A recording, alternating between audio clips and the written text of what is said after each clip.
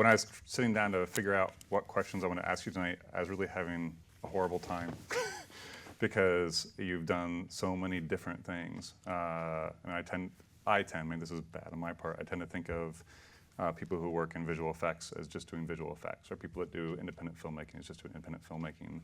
And yet you clearly are spanning all this territory, which I think is really amazing. And my plan was to talk about Elysium and Chappie first, but I haven't seen Loom forever, and well, I guess not forever, it came out in 2007, but I haven't seen it since 2007. And I was struck by it all over again. It's really a beautiful film. And so if you don't mind, I want to kick off with that first. I know you mind, because no. Well, you spent a while working on Loom, right? I mean, it was what, 4 years. 4 years of your life, 4 precious years. Well, but that's also not just 4 years not doing anything else. That was 4 years in between jobs and weekends and nights, and that was in place of a girlfriend. What? You got a couple ahs back there. Yeah. And what were you doing at the time? Were you working full-time somewhere else? I had just finished with, no, when I started it, it was shortly after the PJs, so that was, no. You were all inspired? Well, you know, stop motion animators tend to be people who are really attracted to the craft, and they, absolutely. and it's something that you can do at home, which is what I did with that. I shot that in my, you know, in my kitchen for most of the time. I remember seeing terrifying pictures of your kitchen. Yeah, and just blacked out windows and things like that. It's the best way to live. No girlfriend, no kitchen, blacked out windows. Yeah. I don't know why more people don't do it. Yeah. No, I'm planning on being that way when I'm in, you know, when I'm 60 or 70 and being like, I'll be that guy on the street. That guy didn't end up so well. But it's, I mean, when you work on other people's projects, eventually you want to do your own thing, especially if you have an idea that you want to see executed, because a job is a job, and when you're working as an animator on someone else's film, it's not your vision that takes, your vision shouldn't be what you're trying to project. It's you're working towards someone else's vision. So actually, I want to jump in here really quick, because I know that a lot of our students plan on trying to do both. They want to work in film or in television, but they also want to do their own work. And when you're working on a feature film, are you still invested in it? Probably, obviously not in the same way as when you're doing something like Loom, but I mean, how do you kind of balance those two? Invested in someone else, like if I'm working on a film? Oh yeah, you can certainly take pride in your contribution, and there's enough work there. It's hard enough to animate that there's enough for you to really sink your teeth into and have fun with and get invested into. I think the problem I had early on was when I would start taking it personally, so to the point where when you were working on other people's on just projects where I would start, you know, I would get notes and this is I think typical for a lot of younger animators, where you get a note and you're like, that's not right, and then this is, you know, you start getting angry about getting a note. It might be typical Scott, I don't know. It might be. Well, I think that I started getting a lot more work once I let go of that, and just realized that as much as it's important to be a good animator, it's almost equally important to be somebody who's good to work with. And I think a lot of that is realizing that this is a job, that going back and doing the shot again, you're still being paid for it, so you might as well do it and just work towards the same, the same ending that everybody else wants. But with Loom, I had the opportunity to noodle it to death, and the only way that I was able to finish it, after 3 years, I hated the project so much. I hated the film, and I realized it's much better to have a crappy finished film than a perfect unfinished film. I 100% agree. Yeah. It's tough to convince yourself of when you're in the moment and you really care about, well, you used to care about every shot. But the moment you let go of that desire to make it all perfect, it's kind of liberating. You can actually finish a film. Do you feel like, do you think you'll do another independent film at some point? Yeah, I'd like to. I mean, and I definitely do plan to. It's after Loom, and you know, I think this happens for a lot of people. Once you've really seen how much time it takes to make something of a film that I thought was going to take me 2 years, ended up taking a little over 4. You know, you have an idea for another film, and you immediately strike it down because you think there's no way that this is worth another 4 years, and no idea you come up with can seem worthy of something like that. And so, when I finished Loom, I started taking cello lessons because I just didn't want to touch another puppet for a while. Yeah, and so then I started like playing cello, and I had videos of me, you know, in recitals with 10-year-old kids. And I gotta see these videos. And that was on my website for a little while. And well, I quickly took that down. Quickly? Yeah, well, as soon as I could. As soon as I had something to put in place of it. Where was the idea? Where did the idea for Loom come from? It came from a whole bunch of different ideas.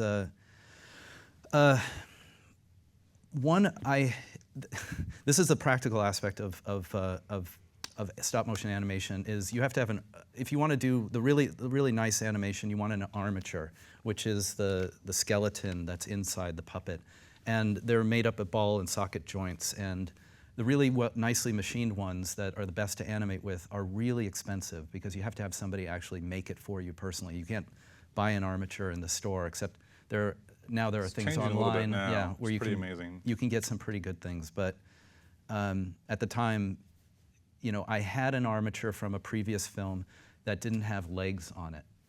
And so I was thinking, what can I do with this puppet because I wanted to reuse it. And I'm like, I know a character in a wheelchair.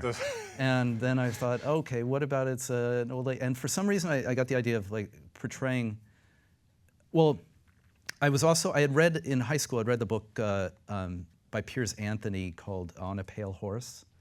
And it was about this guy who is about to kill himself, and somebody walks into the room, and he turns the gun on that person and shoots them, and it turns out it was Death who came into the room too soon. And so he killed Death, and the next person to come into the room, I believe, was Fate or someone, and there are all these incarnations of immortality in the series, and Fate says, you just killed Death, now you have to take his job. And so the story is about him learning to be Death and learning to go out and get souls. And he has a horse that converts into different modes of transportation depending on where he needs to go.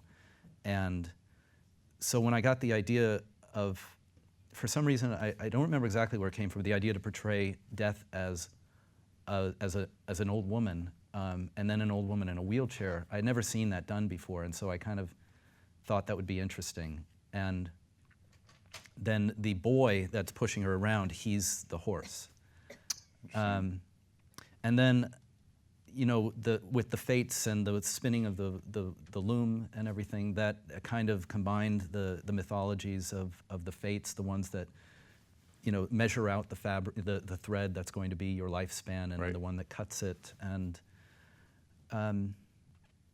it came up, yeah, it just came very over a long time of just adding details.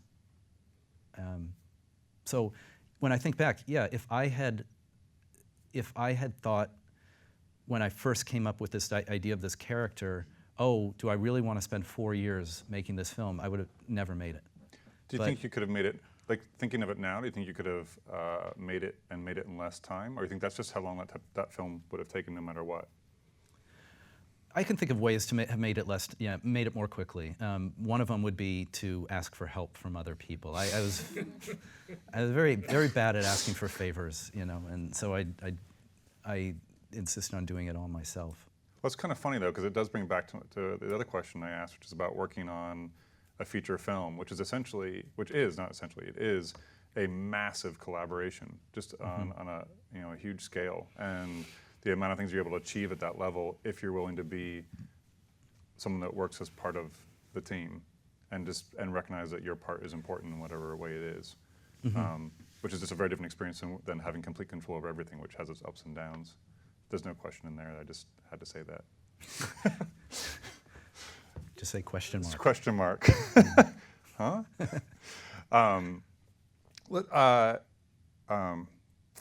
Let's talk a little bit about Chappie and Elysium. So that's I guess how did that come about? You were working on a number of features at the time as a character animator. I assume you were doing freelance, maybe going back and forth between different gigs there before that one came about. How long were you working on as a character animator before you became an animation supervisor on Elysium? Well, I had been animating since I was a little kid, so I'm not sure exactly when I can say I started as a real animator, but I mean it had been at least well, let's see, probably close to 20 years, I think. But I had been, lead animator on some projects.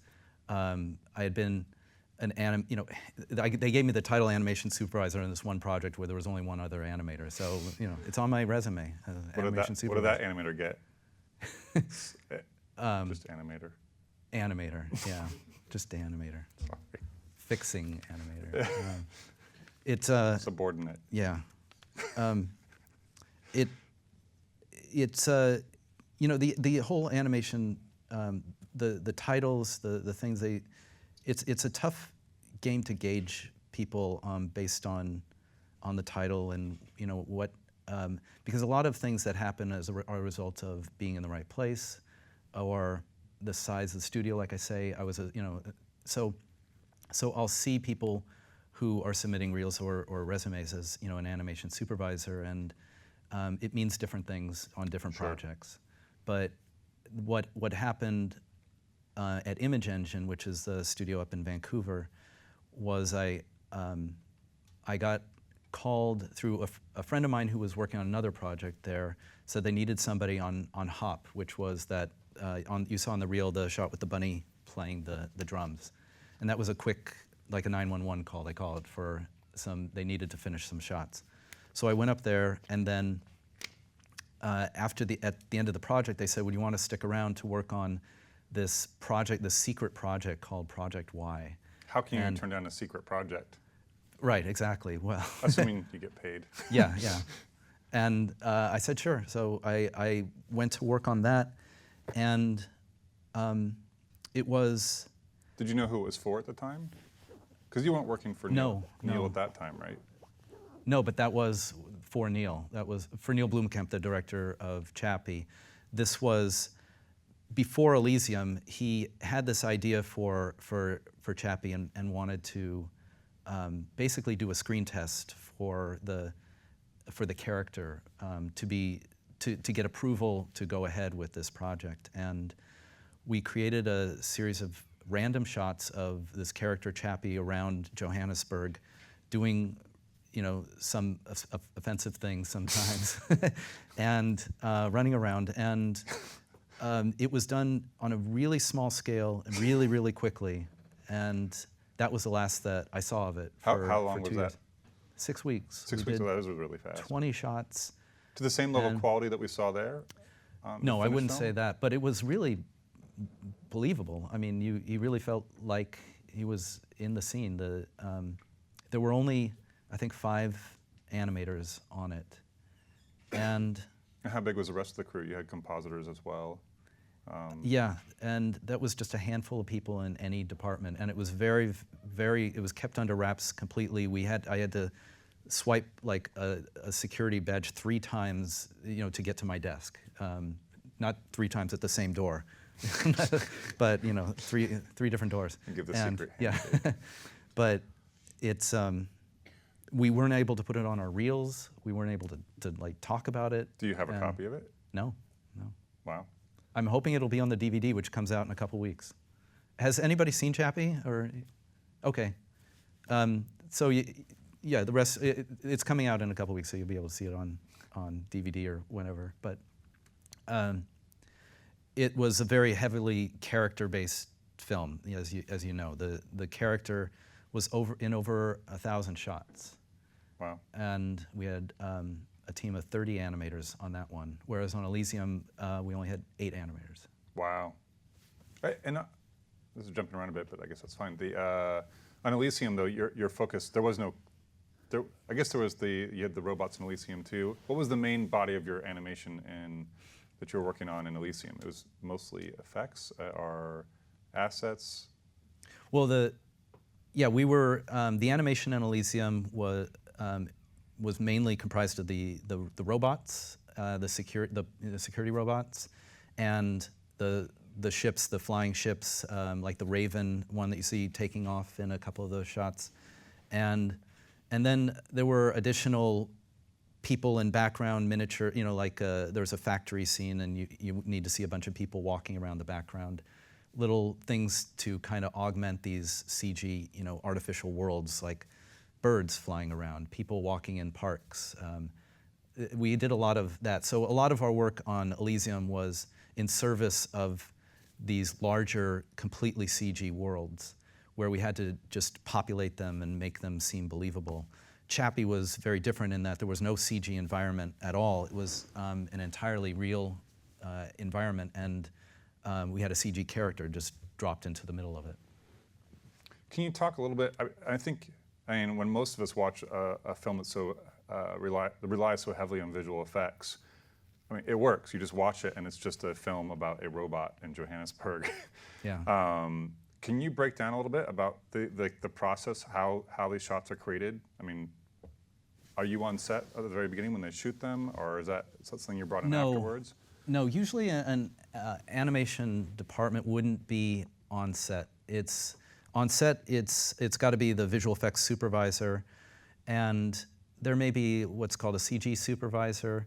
There are going to be, there's lots of, there's a whole production department for visual effects where these are people that have to go on the set and they work with the production department, but they work to make sure that everything is set up and everything's going to work for the visual effects, which are going to be laid in afterwards in the post-production process.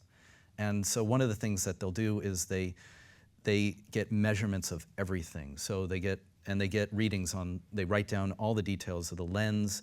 They take pictures of all the environments, everything in the scene, so that these pictures are going to be used as to augment the textures on the robot. So one of the things they capture is it's called a chrome ball, and it's basically like a giant mirror ball, and it captures a 360-degree image of the world, that this real environment that you're in. So if I were to shoot, the camera there, and we're shooting this room, I would put this mirror ball there and photograph it, and you get a reflection of the ceiling, the walls, the lights, and everything, and that reflection is going to be used to texture any reflections in Chappie, say. So anytime that he has his eyes have a slightly reflective plastic screen to them, so it's really, really subtle. It's stuff that you wouldn't notice unless it's not there. But if it wasn't, yeah, exactly. So the best visual effects, the hardest stuff to do is, the most successful work is the kind you don't notice. Right.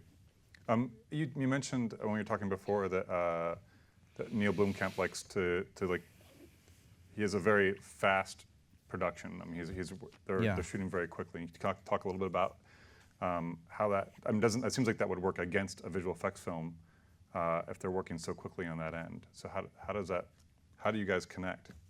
Yeah, in any film, you've got to work with the director and the director's style, how they like to shoot. And Neil, personally, he himself comes from visual effects. He was, I forget what his role was in visual effects, but he knows how it's done. So working with him was really great in a way, because he was very clear about what he wanted, and he understood the constraints, and he understood the process. So he didn't come into the film with unrealistic expectations of what we would be able to achieve. Right. But he does like to work very quickly, and so that's why it was determined that they wouldn't try to do any motion capture.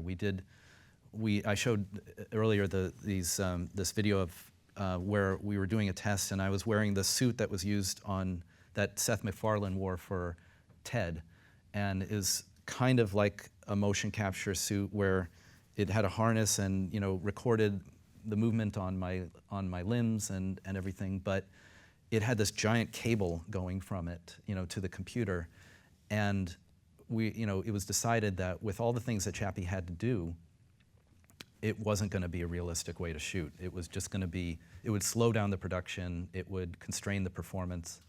So that's largely because the shooting was happening in these live environments, right, in Johannesburg. Yeah, in Johannesburg, these really, really uncontrolled environments. The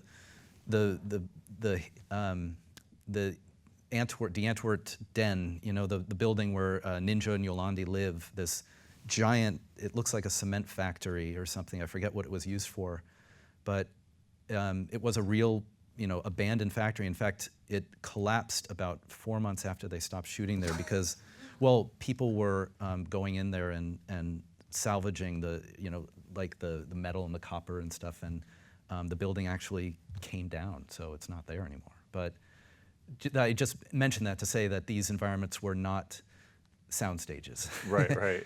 And not really well-controlled environments. So they had to be pretty fast and loose, and to slow them down for that process was decided, that was not the best way to do it. So we did the same thing we did for Elysium, which works really fast. It's using these gray suits. You saw the people in there, they're wearing these, they're wearing these gray suits that have these little bands with the black and white, designs on them. And the point of it is really, part of the reason they're wearing these tight outfits is so that they're taking up as little of the screen as possible, because we're going to be laying a figure, a character on top of them, and trying to, using the robot, say Chappie or one of the police droids, we're trying to match their movements as closely as possible. And as a favor to the compositors, who are the people who are going to be, and the roto artists who are going to be putting Chappie into the frame after we've animated it, there are going to be parts in Chappie where, where his anatomy is very different than Charles Copley's, who was the actor who played Chappie. Chappie has most of his abdomen is just a little stalk there. There's, you can see through. So you would see the actor, and that means that they've got to paint out everything where you see Charlton. That's one if there's actually an advantage to having super thin actors. Yeah. Well, it doesn't hurt. So because luckily I didn't have to do that job of painting it out. But as a favor to them, we would try to cover up as much of the actor as possible. So it meant savings in costs down the line, which was the producers were always loving that whenever we could do that. Do you know how common that process is, using you said gray suits, using gray suits as opposed to doing motion capture for that type of film? Honestly, I'm not sure exactly how common. It's common enough that nobody seems surprised about doing it that way. The thing, the frustrating thing is that we would see, I would read reviews about the film where they would say how good the motion capture was. And of course, there was no motion capture in the film. And animators always take it as a point of pride when there's not motion capture, because the public perception is that motion capture takes the place of the animator. And nothing could be further from the truth, because if you were to take motion capture in from data and just feed it right into the computer and then try to put that, the animation looks terrible. It's all jiggly and the joints are spinning around and stuff, and you've got to spend a lot of time smoothing it out, making it work. Motion capture sometimes it just acts as a guide, but it acts as a starting point, right. I think. And the nice thing is that it does give you the performance that the director wanted, because most likely the director was directing that motion capture actor. But the nice thing with Chappie was, by using the gray suits, we had, we knew exactly the performance that Neil wanted because he was directing Charlton in that performance. And so our mandate 95% of the time was do his performance. And that was, that was challenging enough because Chappie was a robot and he moved like a robot. His joints were not human joints. And so we had to make him seem as organic as possible. Also, in the film, a lot of Charlton's performance, because he's an actor, is going to be in his face. His doing little eye darts, right. and he's thinking, using his expressions. But Chappie had none of that, none of that we could work with as animators. So we had to use the eyebrows a little bit and the ears. I'm forgetting now. Does he have actual eyebrows, or is it the computer screen? No, it's just a bar. There's the screen that has the little digital eyes, and then there's a bar that goes up and down like that. Does it serve any purpose to the robot? Yeah, it makes it go up and down. It means he can go up and down. Which is funny, actually, because there would be a reasonable excuse to have a robot that needs to communicate with humans and show some emotion, whether or not it felt it, right? Well, the police droids were meant to be pretty cold as characters. In fact, the way that we distinguished them from Chappie was that there was no movement of their eyebrows, no, and there was no movement in their ears either. They're locked at this particular angle. And once Chappie becomes aware and becomes his own person, his ears are moving all around. And we found that Neil really liked that aspect of the performance, and we kept, using that because that was our shorthand to making this character empathetic. Did you feel kind of hamstrung with just having that? I mean, not having any ability to work with eyes? I mean, as a character animator, that's a huge part of your arsenal just gone. Or did you feel like you were able to communicate everything you needed to through? Yeah, I don't think that we really suffered from that. I mean, Loom, I had characters with faces that didn't move. And that was a decision that I made partly because I just didn't want to spend all my time animating a face on this woman that really I didn't feel like she would be changing her expression. She's pretty dispassionate as a character. Right. But actually, I didn't feel that way. I felt, she came across as passionate. I mean, like kind of, or maybe resolved to, this is what she had to do. Yeah. So I don't mean to disagree with you in your own film. No, that's okay. You're welcome to. There was a review on that. Somebody said I used live action in that film. There was a review I read of the film. Yeah, of Loom. And I'm a little. I don't know what that means. They said with some authority too. They almost made me believe it. Was that the first scene where you see her at the Loom when she's working at the Loom, that was live action, and that you do have a deft touch. Yeah, but I took it as a compliment. But still, when they stated it with such confidence, I was like, where are you getting this information? If I had shot that live action, they said, and had a woman wearing wearing a mask and wearing what they called soft sculpt hands. You might have knocked off years on your production hands. Had you gone with soft sculpt hands. I know, it would have cost me about $50,000 to make this set in real life, like on a soundstage. But there you go. Anyway, so you were talking about Loom and about her, about the not moving the face, right? Yeah. Well, and Chappie. No, I just think it was interesting that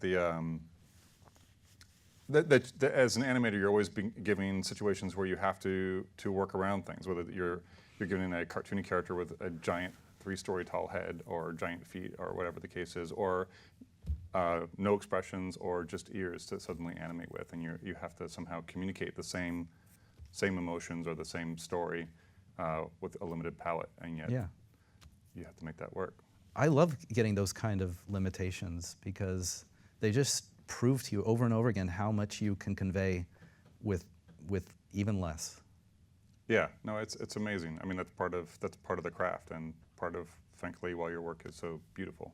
Yeah, and it helped though that Charlton's performance was very expressive. His body, he's trying to be a gangster, and he's doing all these movements. And while it was really difficult sometimes for the animators to try to match that performance, it really is what sold it, I think.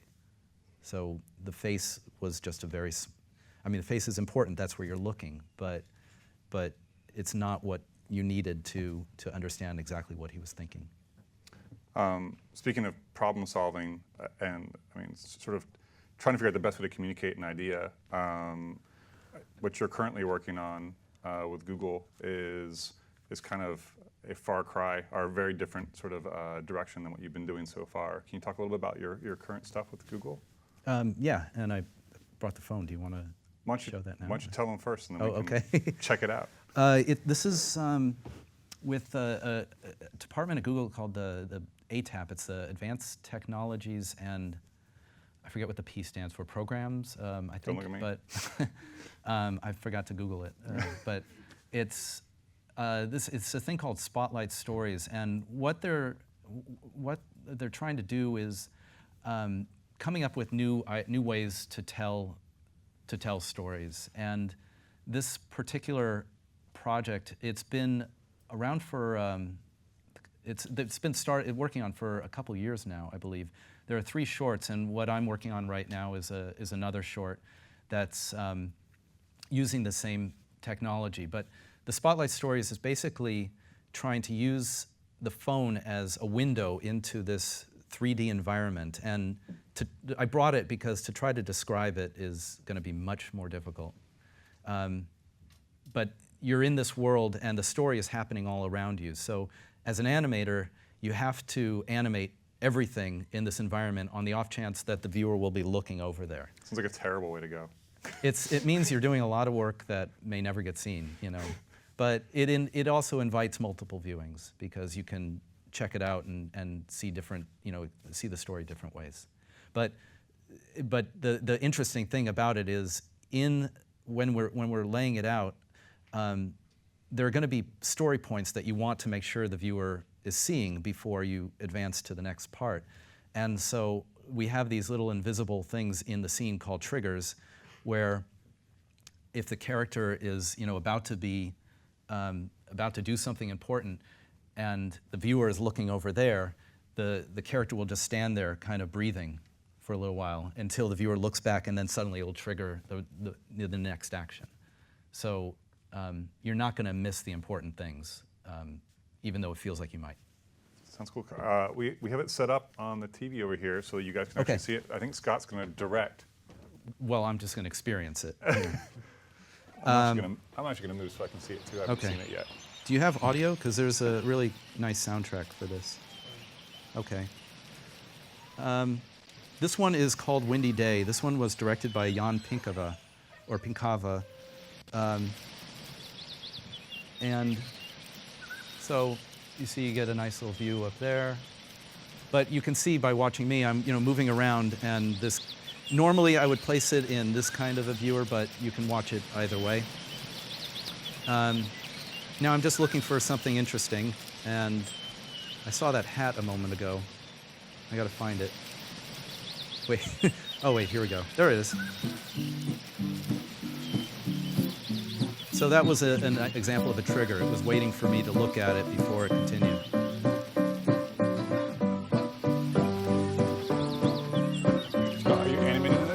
I did not animate on this one, I'm sorry. I'm animating on the current one that we're working on, which is coming out in July. Now, if you were to look away, would it just stop?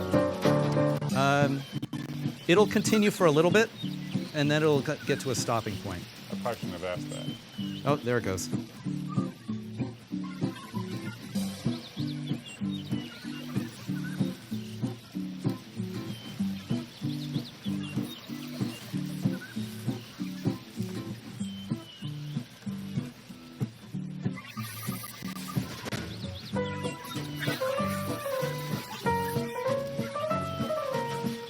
Where's the hat?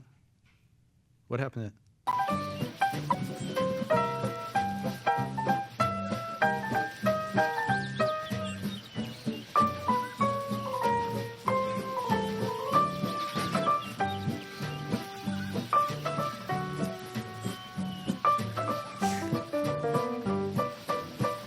And you can watch him go away. And he's gone.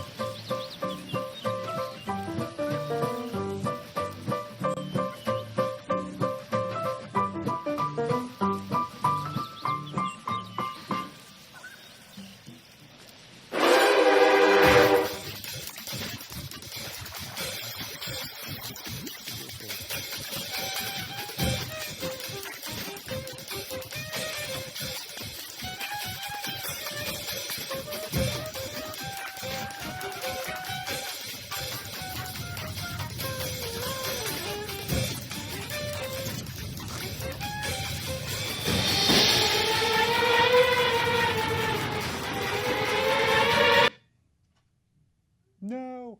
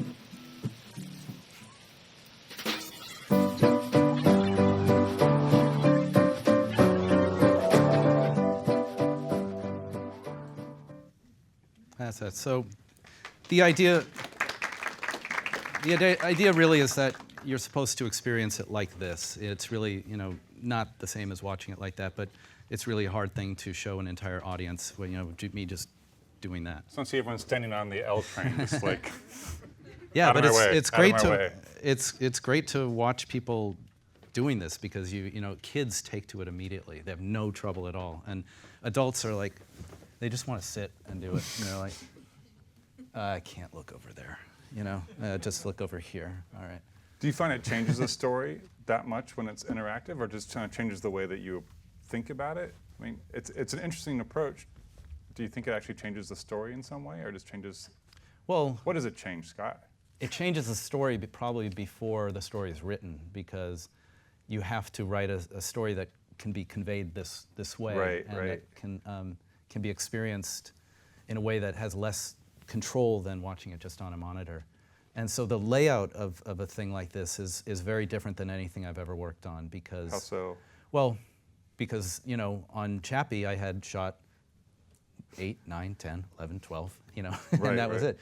But now I've got assets where the animation starts on this frame and continues all the way through this frame, but this one overlays it because there's this guy's coming in at this point. And Do you know where the key action is going to happen, so you can try to make that I mean, Yeah, do you yeah. focus your attention in one place and then kind of expand out from there, or you just make it all as good as you can? Yeah, and Like I on mean, Loom. well, and I'm not doing this all myself. I'm working Right. with a group of people on this, and How big is the team? there are about 12 of us on the production itself, and Okay. then there's a whole group at Google that programmers and Right. such that are kind of supporting us on this. We're not actually part of Google, but this is we're working with them on Okay. this. And it's like I was saying, the layout is it's almost, I mean, it's not a linear flow chart. It has to allow for a bunch of different events to happen, and there's an idle, what we call, which is waiting for the trigger to be Right. set, and you just have to make sure that, because it's all one continuous shot. That's Right. another thing. You can't say, okay, I've got 5 animators working on this sequence, and I'm going to give that shot to right, this right. one, that shot to this one, because the shot really just is an ending at a natural place where the animator can stop working on it and hand it to the next animator. So, but how are you all working on it simultaneously then? Well, because we block it in, and do the rough poses, and then the end pose on one animator shot becomes the beginning pose on the next animator shot, and that will get updated as the animators refine their work. Okay. So there's a lot of back and forth. Are you working on one character for a long period of time, or are you working on multiple characters in one scene? Well, the animators are working on everything in that scene, usually. Okay. It's like there's an animator who will be, have these 2 characters that are having a fight, and that animator will work on both of those characters. Gotcha. I'm largely running around animating all the characters around them. Gotcha. And we're doing things, like little Easter egg stuff where there's, action happening over here that you may or may not see, but we want to allow for the fact that somebody may turn over there and look. Right. Or would want to Yeah. urge them to go over there and look, just to make it Well, a more yeah. interactive experience. It makes it a lot more enjoyable when you look over there and you're rewarded for doing so. Well, it's interesting. When I was watching this, it reminded me, this summer I broke down and I bought the game The Last of Us. Have you? No, I haven't Okay. seen that. It's pretty, how many of you guys have ever played it or seen it? Is it a video game or what? Is it? Or is it a board game? It's a video game, but it's just its focus is really, it's really on the story. It's you actually, I mean, video games for a long time have a story, a plot that you follow, but it's really about the action of the game. And this one, it really starts to cross boundaries into, you feel like you're the actor in a film. Mm-hmm. But you were actually controlling the actor, and it's very convincing, and it's all done with motion capture. Nothing wrong with that. No, it's really great motion capture and just done very seamlessly. So I guess in a similar way, a lot of the work is done behind the scenes to make it feel like a seamless story. And that's in the end what it comes out to be, is that you're playing a story. And it strikes me similar in this way that here you are now watching a story, but you're controlling it to some extent. And really and how it makes the story the highlight of the experience. Yeah, and it's also an aspect of where the industry is right now, because virtual reality is becoming a buzzword again, has become, and so there are a lot of people out there trying to figure out how to use virtual reality for storytelling. And it kind of feels like the early days of the internet, when we didn't quite know what it was going to be, and and how we were going to interact with it. Were we going to actually do business on it, and Right. how are we going to tell stories using it? And in those days, and I'm just talking like the late '90s even, it was still being figured out, Right. and it was kind of exciting in a way to see that. There was a lot of stuff that was being funded that seemed really pretty flaky and didn't end up lasting, of course, but the things that ended up being the standards are things that we couldn't necessarily have anticipated. Right. It was, and so that's what it feels like now with the storytelling on, this isn't quite virtual reality, but it's it's like it's a play on step it, towards it. right? Yeah, and part of the reason I'm involved in this is because the industry that I've been in for so long has been changing, and Right. the work has been going farther and farther outside of the U.S. It's, you know, I grew up in L.A. I live in San Francisco, and the work as far as the traditional animation, feature animation, is really not something you can count on Right. anymore. Well, it is changing a lot, and I mean there is so much going on, especially with technology. I just read the other day on the New York Times they were saying they're comparing they're saying the next big technology boom was actually the cell phone, and the fact that I guess there's been like a 300% increase in the number of people that have cell phones around the world, and they're saying it's actually more important in a lot of ways than the boom of the internet, which is kind of hard to imagine because the internet and the cell phones are sort of entangled. That's why a lot of people have them. But this kind of shines light on something that's very different. I mean, but we just don't know what's coming down the pipeline. Like you said, a lot of things are changing. Yeah, and it's frustrating to think that people are going to be looking at your work It's just like this. on it's just like this. this little screen, you know. But man, at least the internet didn't turn people into bad drivers. That's true. Yeah. I know we're running out of time. The one thing I want to hit before we finish tonight is talking a little bit about your storytelling, because I think I know you're hoping we'd avoid this, but Yeah. I'm coming back to it just because I was told we have a few more minutes. Okay. A few more minutes. No, I think it's a really amazing thing. I know you talk it down, but ultimately, I think the fact that you do live storytelling is kind of, to me, it seems like a rare thing. I don't know many people that do it. In fact, you might be the only one. You got to get out more. Maybe I do, but to me, it kind of it comes back to the importance of storytelling and why that's something that we as human beings are continually don't do that. Sorry. Continually attracted to. But can you, since we only have a few minutes, can you talk really quickly about how you got into? I mean, you've been a storyteller since you were a kid, right? But how did you actually get into doing it live on a stage without a puppet? Yeah. Well, the nice thing about I guess when I finished Loom, I had the opportunity to do some touring around with it at festivals, and they do the Q&A, sessions, and I got comfortable speaking on stage doing that, and then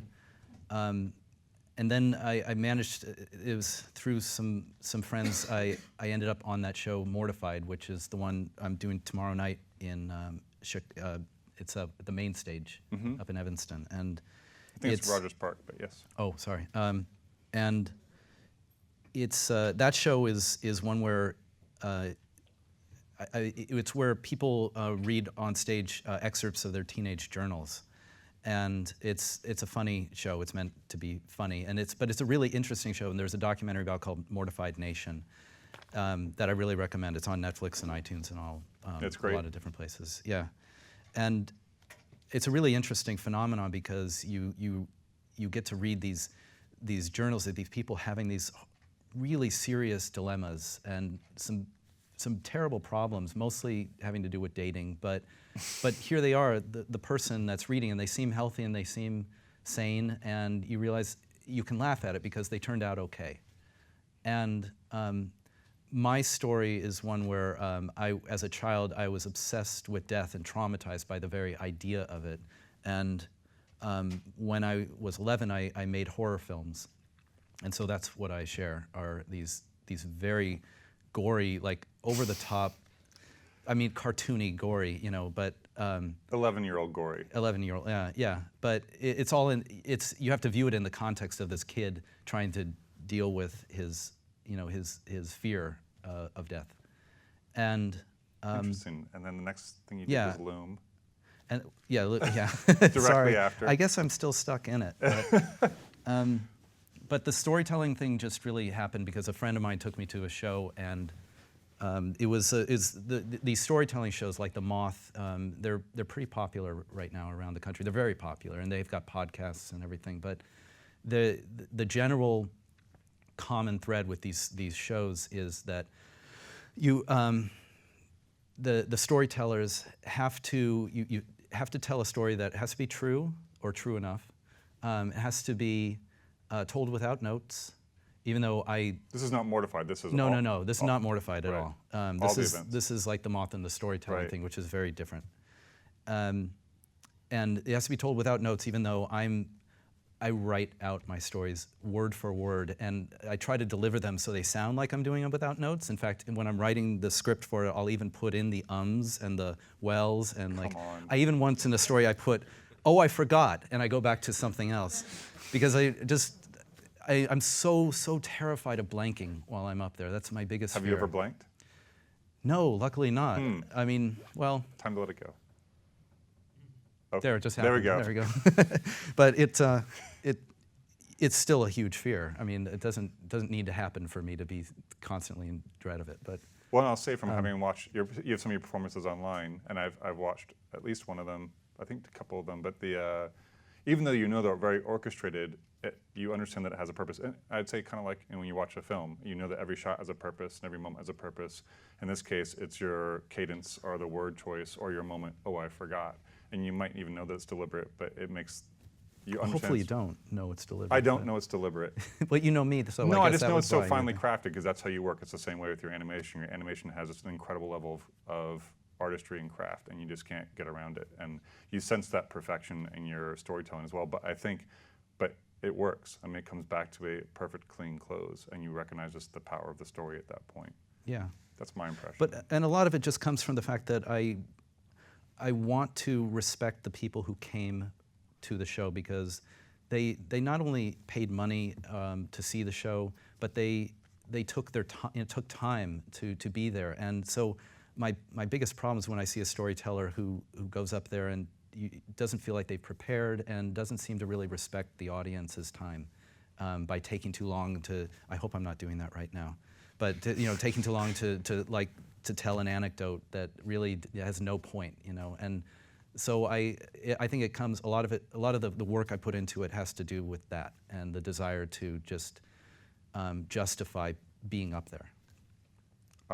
I think that's an awesome way to end. Okay. That was great.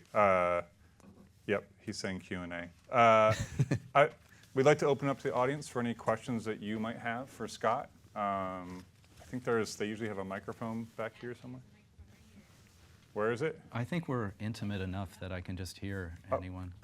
Yeah. We could go that route too. Do you want it on the mic? Or? Yeah. So it's recorded. Oh, okay, for legal purposes. Does Really? They've got to go up there? They do. They have to go in the spotlight. Does anyone have any questions for Scott? Give it a shot. It's your chance I'm on sorry. stage. I feel like I should go up there and stand next to you. Oh, God. Yeah. Thank you. Well, anyways, I was curious about the 2D animation you did. How did you rig that? You were talking about how you did it all in After Effects. Is that right? Oh, the United Madagascar thing? What was it? Madagascar The 2, credits? the credits? No. I think it was the United Airlines commercial. That was actually stop motion. Yeah, that was That not, was stop motion. yeah, Okay. that was not 2D. That all right. was Okay. entirely with paper cutouts. That Because I thought you had said you tried to make it look like it was stop motion, but you'd done it all in After Effects. that was Madagascar. Madagascar, all Yeah, right. that was the credits afterwards. And yeah, what we did was this really excellent paper sculptor named Megan Brain. She made the cutout characters out of paper, and then what I did was I took them apart and photographed them, and then used those photographs in After Effects and created, I think they call it Puppet tool in After Effects, and it was a way of just adding a joint. So you had this, it moved like a paper sculpture. And then rather than doing United Airlines, where we had the paper sculptures actually standing up in this, on this real miniature set, Madagascar was done in the computer, but using photographs of these these actual paper sculptures. The one drawback of doing it that way in After Effects was that when the paper rotated like this, you didn't get that subtle shift in light that you would have, because the light is basically frozen onto the paper. Right. I'm curious how you deal with the problem of foreshortening, because I've done a little bit of animation like that in After Effects with a puppet bin tool and a software called Duik. And it's always, I mean, it's great as long as you've just got one perspective, somebody's, walking sideways or something. Yeah. But if they turn their head or do anything where there's any kind of foreshortening, you've got to pretty much recreate the entire character. Yeah, and that was true on United Airlines as well. And luckily, I was working with the illustrator, a guy named Alex Uhas, who I would say, I would have a drawing of the woman looking forward and then looking, to the side, and it's a pretty big pop to go from frontal to a side shot and a profile. And so I would ask him. I would try animating it. If it didn't look right, then I would say I really need an in-between. And so he would draw a face that I could pop on, and then I'd have 3. And it's still poppy, but if you work it in with the motion of the body, you can make it read okay. Thanks. Okay. Hi. Hi. So I have a question. So what made you get into animation? I mean, it said that you did a whole lot of other things like writing and acting. What made you go with animation? Okay, I had started as an actor, and that was, I grew up in LA, and so you're kind of like given an agent right Upon birth? right out of the hospital, yeah. But that's where the whole runway model thing. I was 8 years old when I was a runway model, so it's not like, yeah. I got to see that. But I can still do it pretty well. But I really enjoyed acting, but I didn't like being an actor. And I was always attracted to the craft of animation. It always seemed to me to just have more gravity, to more like, it was harder to do. And I've always been drawn to things that require hard work and discipline, and not that acting doesn't, but animation just appealed to me more. And so I guess it really just started with experimenting and playing around, and then suddenly I'm getting jobs doing it. So I don't think there was any point where I said, I want to be an animator. I just suddenly said, I guess I'm an animator. Right. That's it. Thank you. Okay. Any other questions? I think that was that last it? Okay. Turn the lights. All right. Well, any last questions? Oh, there is one. We got one more. All right, we got one more. I was just curious, where did you attend school? Where did I go to school? Yeah. I went to UCLA. For 2 years I went to UC Santa Barbara, and then I applied to go to the film school at UCLA, which you can only, as an undergrad, you can only get in there as a junior. So so I transferred there and did 2 years in the film school, and that's where I got my bachelor's. Did you study anything afterwards, or you just got a bachelor after that? No, I've taken some random classes here and there just to kind of learn a new skill, but as far as formal education, no. It was I was at UCLA, and I was in the animation department doing a lot of stuff there, but it was quite early. They didn't have computers in there. It was still all film, so it was. I'm not to say I don't know where I'm going with that, but it was just basically it was a good. It was great. It was a great place to be. I learned to make my own films, and I assume that's what you guys are teaching here too. We're trying. Yeah. One last question. Sure. I was curious if you have any strategies, as a movie maker, as an animator yourself, in putting your work out there, or making connections of how were you able to be successful in making this, or if you have any tips regarding that matter. Strategies for like getting work or getting your work seen. Yes. Or, yes. Well, the reel is pretty much the most important thing that you can have. It's the thing that when I was looking at for animators on Chappie, the interview was usually just a formality to make sure that the person wasn't a jerk that you couldn't work with. It was like if the person seems pleasant, the reel looks good, then that's somebody I would hire. And so, but it is important to have a good reel, and it can be short. It just, you want to make it as strong as possible. And as far as making the context, it's really like anything. It's just a process of. One person I remember was recommending, your best connection is probably the class that graduated before you, because now they're starting to get work and they're getting in there and they can submit your name for you. And once you've gotten a job on something, you've made connections. You've made, you start to find out where the other work is, and that's a big part of the conversations that people have at work is, where's the next job happening? You mentioned that your 911 call to work on HOP was from Lyndon Berrois, who was actually our director on the PJs. Is that right? He directed one of the episodes. I didn't work on that one, Okay. but yeah. Okay, but you met him there. I had met him in LA, that's actually. Just making lies now. Yeah. There were connections, man. Yeah. No, I got to know him much better up there, too. Okay, I didn't know you knew him beforehand. Yeah, but it was, that's how it happens. If you're in that environment, you're going to meet people. As long as you're not a jerk. Yeah, don't be a jerk. That's I was going to ask really you for your important. advice to everyone, but maybe that's just a good thing to leave it with. It's really important to be a good person to work with. Thank you. Thanks. Thank you. I have a question. All right, I think this is our last. Okay. has to be our Okay, last really one. quick. Just to elaborate on the last one, there are a lot of students interested in honing their skills for animation and visual effects. So before they get their stuff out there, what are some tips you would give, at the student level, sort of what they can focus on to make their reels as good as it can be? To make the reels look like how to make them stand out.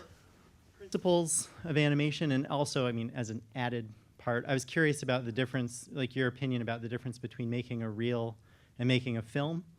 But, regardless of that, the actual skills that they could practice to make their reels good, if it's principles or design, rendering. It's really nothing surprising. There's no secret to it.